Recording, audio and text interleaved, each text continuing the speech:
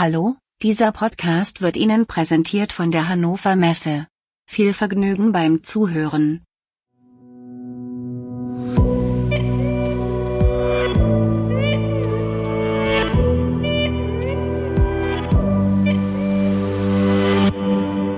Hallo liebe Zuhörerinnen und Zuhörer.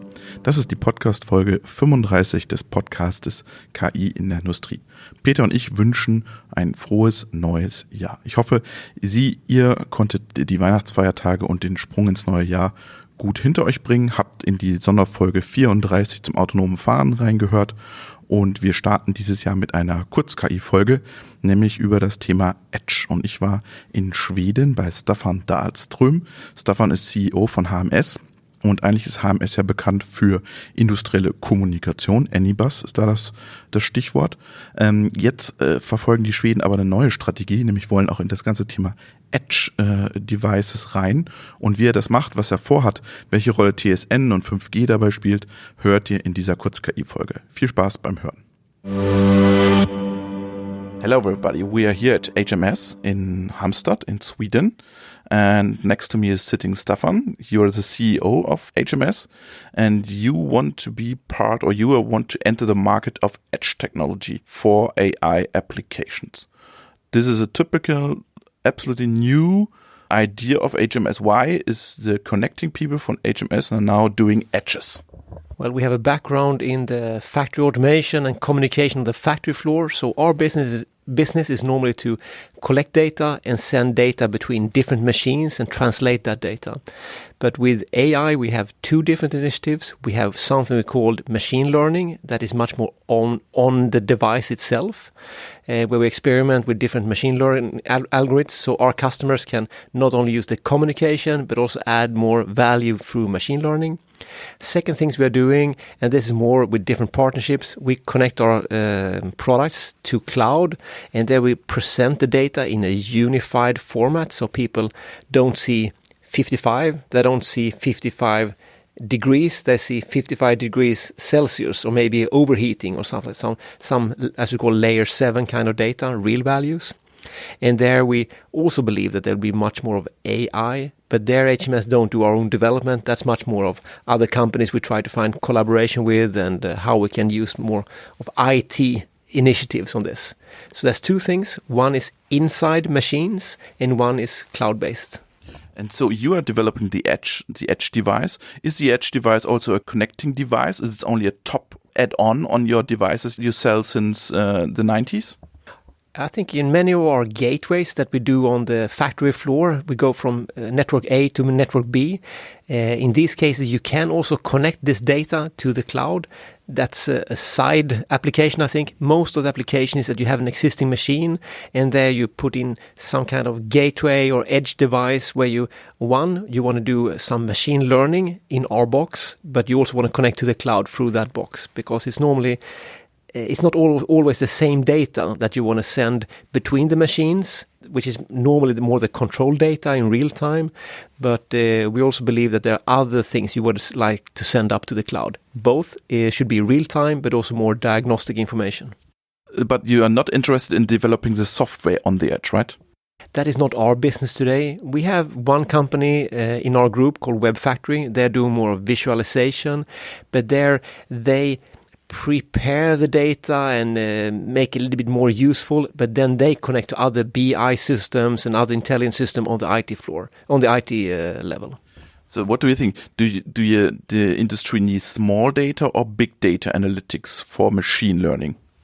Yeah, the last couple of years, there's been a lot of discussion about big data lakes and having very sophisticated methods. I see a trend that more and more companies saying, wait a minute, this is too much data. We don't really see, there's too many trees in the forest. We don't know how to find our way there. So we see more companies saying that this is the data I want. That's the right data. And we want this amount of data to make certain conclusions out of this. So I think we are a little bit seeing a trend that the companies who want to have massive amount of data now is saying it's too much data. We don't know what to do with it. We want to have the right level of data now. A lot of companies are going in this edge device market. Everybody wants to offer an edge device.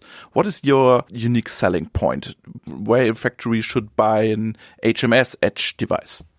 I think our position is that we've been in this business for 30 years, so we have all the legacy connectivity with, Interbus and Profibus and this very successful field bus network that is still in use in machines. We have all the industrial Ethernet technology, but we also have the new TSN, OPC UA, and also new things as 5G is coming. So I think we have a big span of communication technology.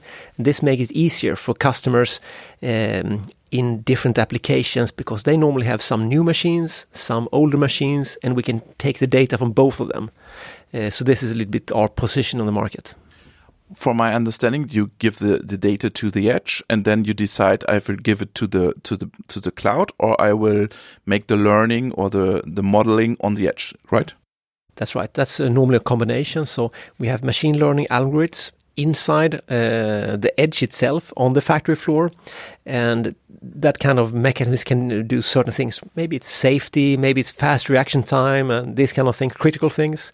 But at the same time, you want to send up diagnostics for much more of predictive maintenance and this kind of futuristic analyze of what will happen in the future. That's another AI application, I think. You mentioned that you have still old machines, and you said your USP is to connect all the new machines and the old machines and to do machine learning also for old machines.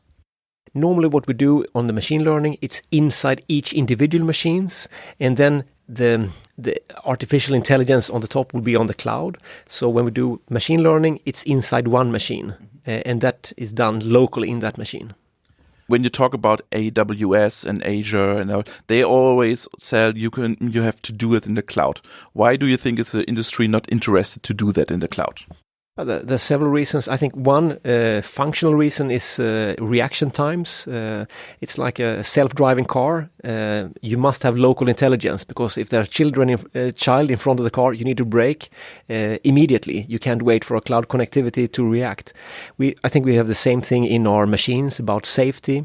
That's one thing, reaction time and real time. Second thing is also data integrity.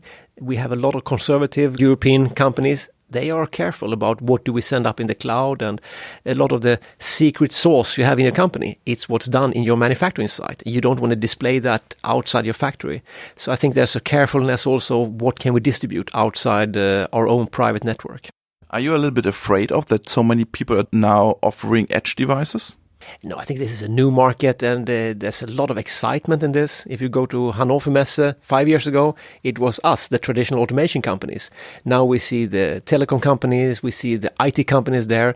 So I think it's much more exciting. It's good. We have many companies working with this. But you work also together with Ericsson or Nokia. That's right. 5G is coming, and we are trying to do more of proof of concepts, both with Nokia and Ericsson. And there we see that they're coming from a different world, mainly with consumers connecting to your cell phones. We have completely different expectations when it comes to reliability and also the life cycle of products. We have a lot of 3G installations in US, and our customers had to upgrade from 2G to 3G quite recently. Now already 3 years later, they are talking about buying new equipment because 4G is more important in US again. And of course, this is a frustration for us coming from the industry. We are used to use the same machine for 20 years. And with the telecom industry, 3-4 years is a long time for them. And this is completely two different worlds. So we need to learn from each other. You talked about 5G and AGVs, for example, and in the AGV there's a CAN technology. Is CAN dead? I thought CAN is dead. No. CAN is still alive. Of course, if you look on the factory automation, we see a lot of activity with EtherCAT, another Ethernet-based thing. Also in the onboard car, passenger cars, we see a lot of activity that is more automotive Ethernet and things like this. It's starting, but we see a lot of CAN, both in this installed base, but also in the trucks, in the ships, in the elevators, in the escalators. It's everywhere. And it's also a very low-cost technology, very well proven.